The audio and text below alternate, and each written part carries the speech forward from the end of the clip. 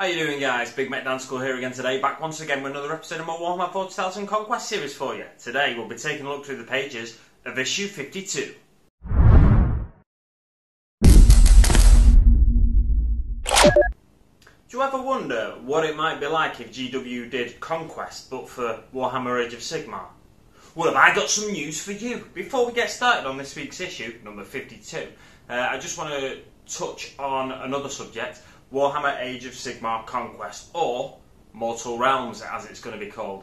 It looks like Games Workshop are putting out the feelers of doing the same, essentially, a subscription magazine over probably, let's say, 80 issues, let's assume it's that.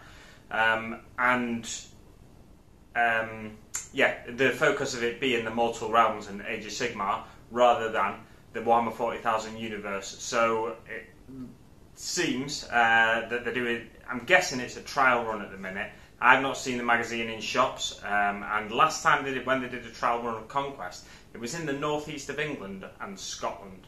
That was where they seemed to do the trial run. There may have been other areas. If you were one of the areas where the initial trial run of Conquest took place, just let me know in the comments below.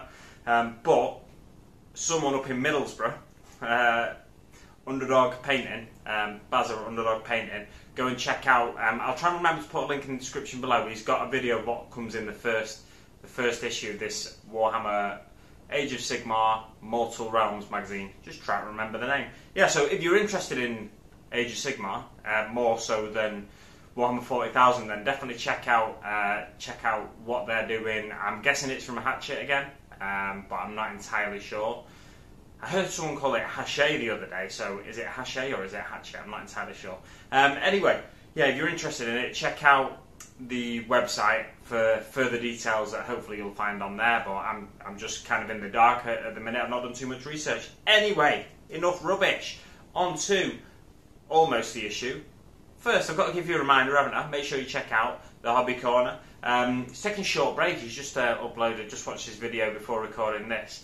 And he's taking a short break from hobby at the minute while he's got a lot of things going on in his life.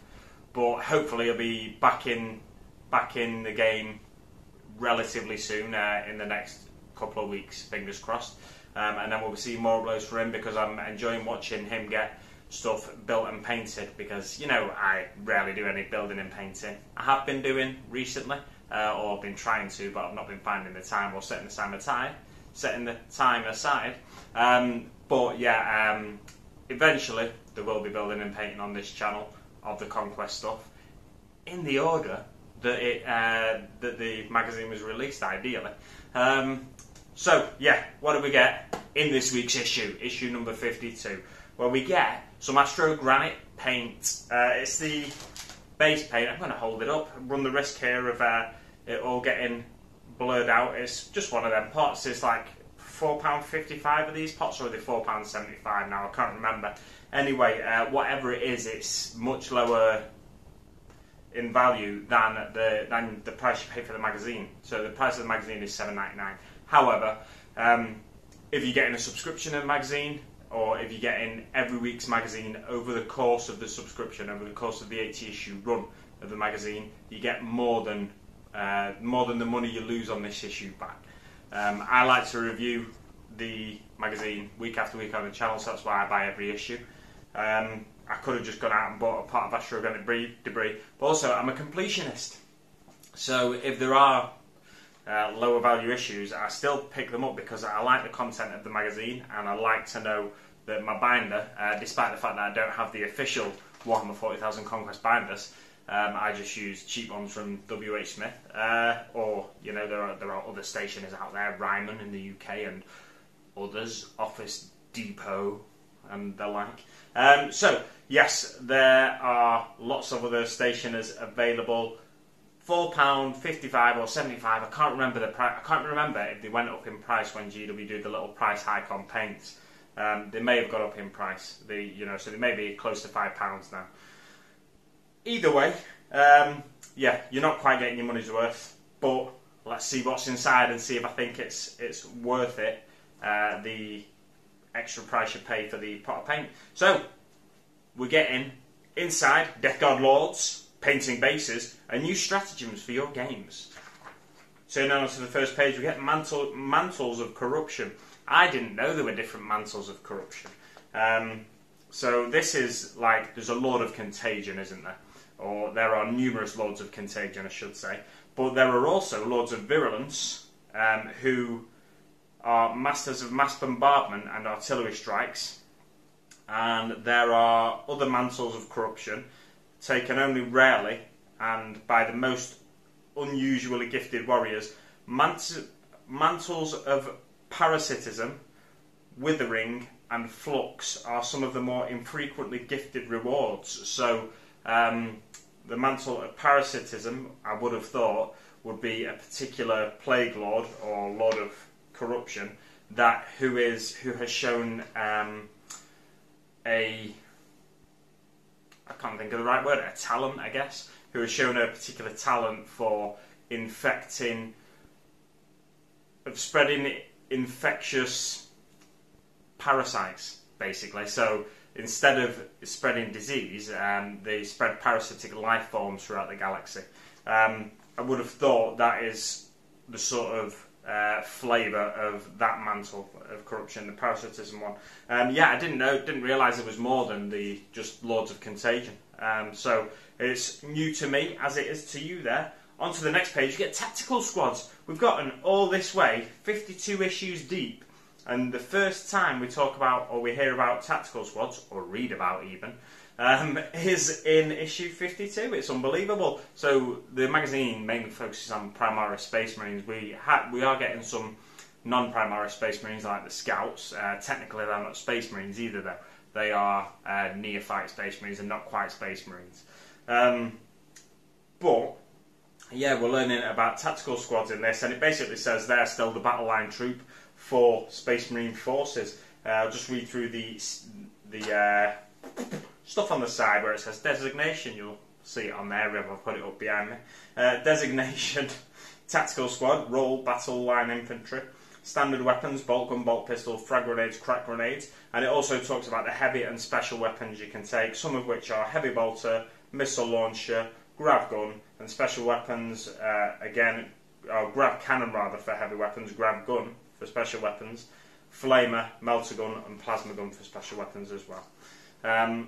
And then on to the next page, it talks in a little bit more detail about the sort of role they fulfill.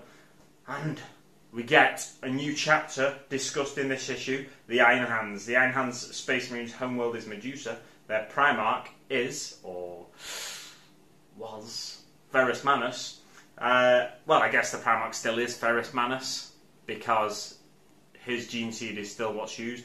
But yeah, without going into too much detail, he gets ooh, yeah, he's not with us anymore in the 41st millennium where I am. And major engagements: purging of Conquest, defense of Medusa, and the Stygius Crusades. Specialisms are mechanized infantry, war machines, and mechanical expertise. The Iron Council is a way in which they differ from the standard Codex Astartes. The organisational structure of the Iron Hands has been deeply influenced by the disaster on Ispan V. The Iron Hands did not want a single warrior to lead them to tragedy again. Instead, the captains and most revered warriors of the chapter formed the Iron Council. Those who sat upon the council became known as the Iron Fathers, and the Iron Council has guided the Iron Hands ever since. So instead of having a single chapter master as their leader, they have the Iron Council. And then onto company designations, it talks about the split into 10 clans. So most Space Marine chapters are split into 10 companies, but they are split into 10 clans, and as is typical for Space Marine chapters, or Space Marine...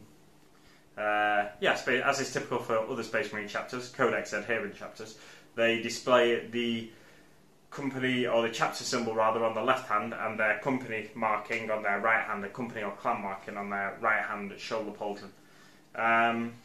And yeah, that's about it for the Iron Hands. I hope we learn more about them in the future. On to the next page, we've got Master of Sanctity. It's a little bit of a close look at Ortan Cassius, the chaplain of the Ultramarines, or a chaplain of the Ultramarines rather. Ortan Cassius is the oldest living Ultramarine. Now there's a fact that I wasn't aware of. Over his long service, he has fought foes of all kinds, but his experience fighting and hatred for the all-devouring Tyranids is by far the greatest. He was involved in the Tyrannic Wars, and he also discovered on the world of Gosar Quintus a Genesteal occult infestation, and his new model, which you'll see, I'll pop it up behind me, was initially released in a board game with Deathwatch and Genesteal occult board game. A board game with Deathwatch and Genesteal occult models in it.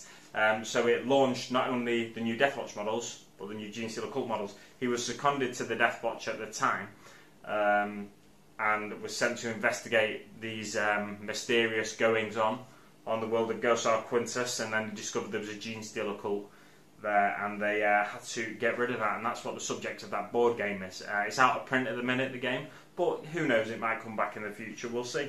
They've done that with a few board games, with one in particular, Space Hulk, I can think of. They've done reprints of it over the years.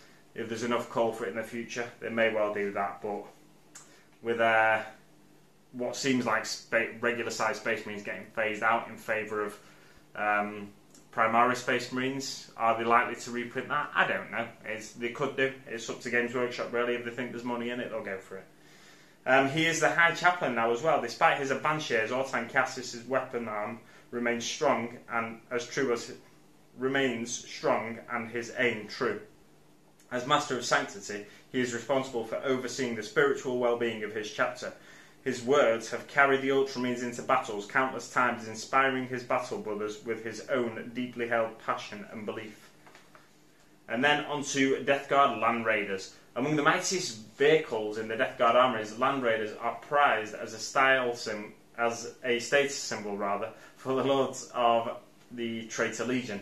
Those that possess these rare trophies guard them jealously. In much the same way that the Rhinos of the Death Guard are sort of corrupted by demonic forces and presences. Presences? Is that a word? Doesn't seem right. The Land Raiders can succumb to demonic infestation as well.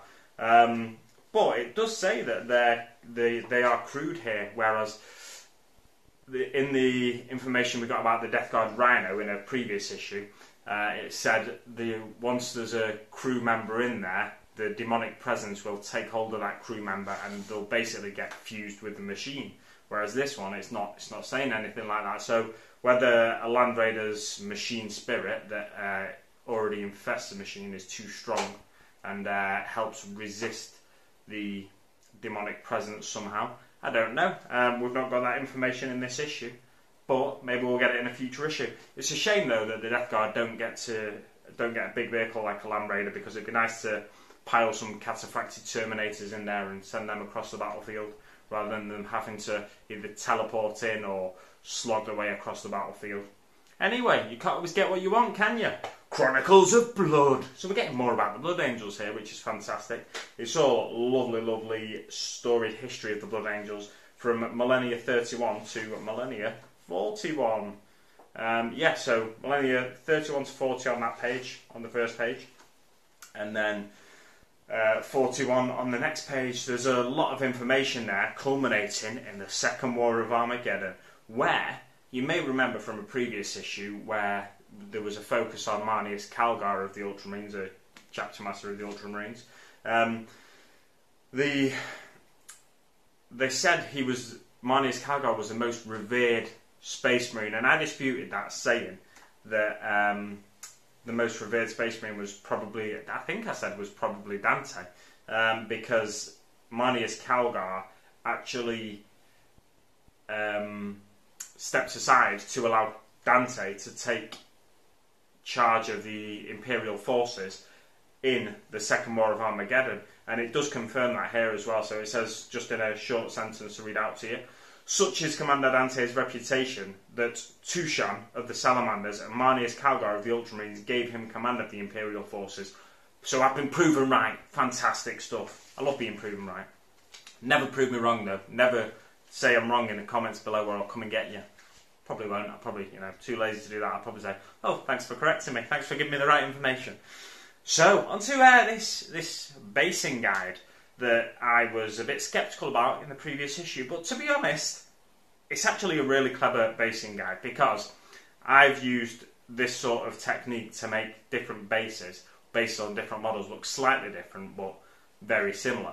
When I was painting my Deathwatch miniatures a while ago, if you look at a playlist, I think it's something like My Watch Begins, the playlist, or something like that, on my channel, you may see videos in there. I can't remember if I recorded it. I must have, because I remember doing videos and talking about the bases, where I've basically painted the bases all the same colours, all the same base colours, so like gold and stone colours, grey colours, stuff like that. And then I've used different washes on them to make them look distinct from one another, but they still match up quite nicely. And these three little basing guides they give you here, they all use Astro Granite as the base paint, the texture paint on the base. And then there's 3 different recipes. So the top right recipe is Muddy Mire, where you use a wash of Agrax Surche to make it look a bit more browny. The base then looks a bit more browny, and then you get Rakarth Flesh and dry brush over that. Gives you like this sort of brown crusted mud sort of look. And then go around the edge of the base with Steel Legion Drab, and it doesn't make it look as industrial when you've got the Steel Legion Drab around the edge of the base, around the rim of the base.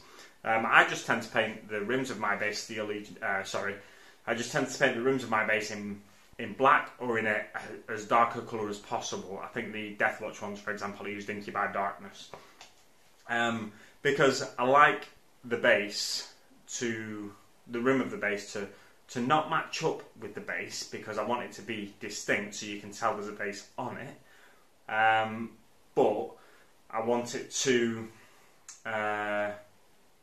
basically so you can see the model is on a base on the battlefield. I just like it that way. But interestingly, with the Steel Legion Drab, I think if you painted that the rim of that base in black, I think it would detract from the paint job on the base. So it gives you a more muddy feel when you're painting with Steel Legion Drab. And then onto the Dank Swamp one as well, we've got Athonian Camo Shade as a wash being used, Ugrin Camo, dry brush, and then Steel Legion Drab. On the rim of the base, it gives you, again, a muddy sort of swamp feel with the Steel Legion Drab down there. And then the City Ruins, which you do want a crisp look to City Ruins, I'd say. You've got Null Oil Wash to give you that sort of oily, dirty, like pebbles that you get off tyres, like little balls and stuff, and industrial waste sort of look to the base. So you go for the Null Oil Wash, Celestra Grey as the dry brush highlight, and then Abaddon Black on the rim of the base to give you the sort of crisp, clean, industrial look of a city. So I really like them paint guides, to be fair, and they've managed to do it in 2 pages. They show us how to do it with no models on the base on the first page, and then the next page they just talk you through certain areas on the models that we've already built and painted, where there's Fallen Masonry, Fallen Space Marine even, Nurglings and stuff like that. It just talks you through it step by step. It's really simple, really effective. I like that painting guide, and it only took them 2 pages. I approve. So, then, it's on to the rules section, and we're getting more stratagems. Absolutely fantastic. Just there, I'll skim over the Space Marine ones. We've got Death to the Traitors for 1 command point, Scions of Guilliman for 1 command point. Oh, they're all 1 command point, these. Hellfire Shells, Armour of Contempt, and Wisdom of the Ancients. Just touching on the Wisdom of the Ancients there. Use this stratagem at the start of any phase. Select any friendly Adeptus Astartes Ultramarines Dreadnought. Until the end of the phase, you can re-roll all hit rolls of 1 for Ultramarines within 6 inches of that Dreadnought. So that's a really nice one. If you surround your Dreadnought with Intercessors or with Hellblasters, yeah, put your Hellblasters close to your Dreadnought, and then use 1 command point to activate that stratagem. Then you can re-roll all hit rolls of 1. So you get to try and hit the enemy again. And then onto the Death Guard stratagems, the one I like to pick out here is the Dead Walk again. Use this stratagem at the beginning of your movement phase. Select a unit of Poxwalkers until the start of your next movement phase. Replace that unit's Curse of the Walking Pox ability with the following. Each time an infantry model, other than a Poxwalker, friend or foe, is slain within 7 inches of this unit, add 1 model to that unit. That's brilliant. For the Death Guard player, that is absolutely brilliant. If you can use that stratagem when the Ultramarines are, you've got a feeling the Ultramarines are going to target the units around the Poxwalkers, use that stratagem, and then any miniatures that die, any models that fall, they then effectively join the Poxwalker unit as a Poxwalker, so they don't join it as a Death Guard Plague Marine, they join it as a Poxwalker, so they've got no weapons or anything like that, and they become 4-inch movement, strength and toughness 3, or strength 3, toughness 4, something like that. No armour save and stuff, but that will keep that unit alive a lot longer through the battle, through the course of the battle. So, turning the page onto the Death at the Dockyard. Yeah, the Ultramarines and the Death Guard are fighting over this dockyard, and there's 3 shipping containers to fight over. You guessed it, shipping containers coming in handy again. They form the objectives for this mission. Again, we've got the corner deployment zones that we saw in the last mission, and again, it's on the 2 battle mats placed together. There's 1 uniform armour container in the centre of the board there on the roadway. There's 1 in the top left section and 1 in the bottom right section. The armies consist of 7 Plague Marines, 12 Poxwalkers, 10 Chaos Cultists, Plague Burst Crawler, and a Lord of Contagion. So, thinking about what stratagems you've got, and you've got 3 command points, I'd really, as the Death Guard player, focus on using that the Dead Walk Again one. Is it called the Dead Walk Again? If you can use that 3 times throughout the battle for your command points, yeah, the Dead Walk Again it's called. If you can use that 3 times throughout the battle, keep your Chaos Cultists, your Plague Marines, and your Lord of Contagion close to the Poxwalkers when you think they might die. But you can just string your Poxwalkers out as well, and they could still be quite far apart from each other going for different objectives, but effectively you can keep your Poxwalkers alive for even longer because you can keep adding to their unit. Now, you won't have any extra Poxwalker models probably unless you go out and buy yourself some.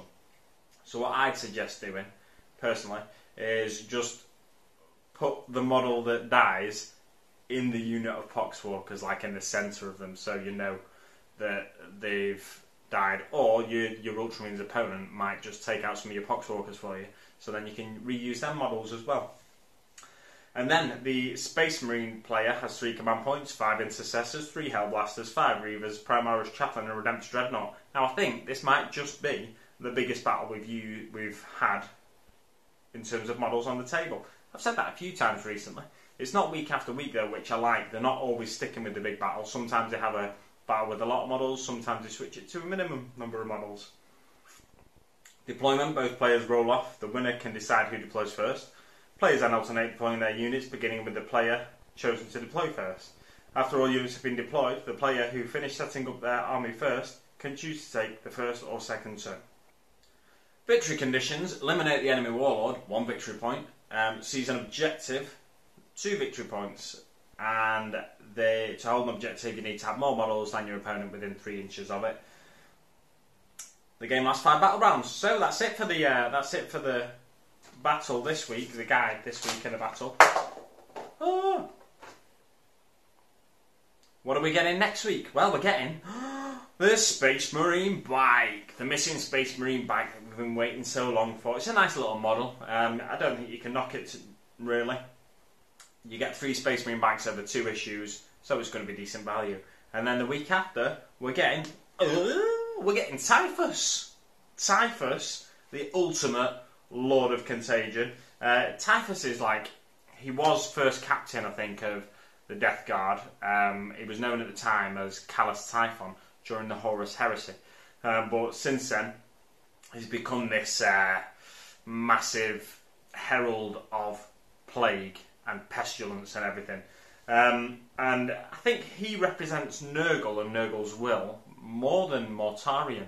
I might be wrong there. If you are a Death Guard collector, long-time Death Guard collector and player, definitely tell me in the description, tell me in the comments below rather, if I'm wrong and if Mortarion represents Nurgle's will more than Typhus. But I know, I believe Typhus and Mortarion don't always get along, and I think it's something to do with the fact that Typhus was chosen ahead of Mortarion as Nurgle's champion. But they are both champions of Nurgle now in one way or another.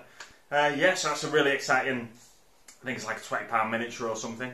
Really exciting issue for us to be getting after a little run of lower value issues. But yeah, it's good to get, we're getting good value over the course of the subscription. I'll leave it there for now, guys. Thanks so much for watching, and I'll see you on the battlefield.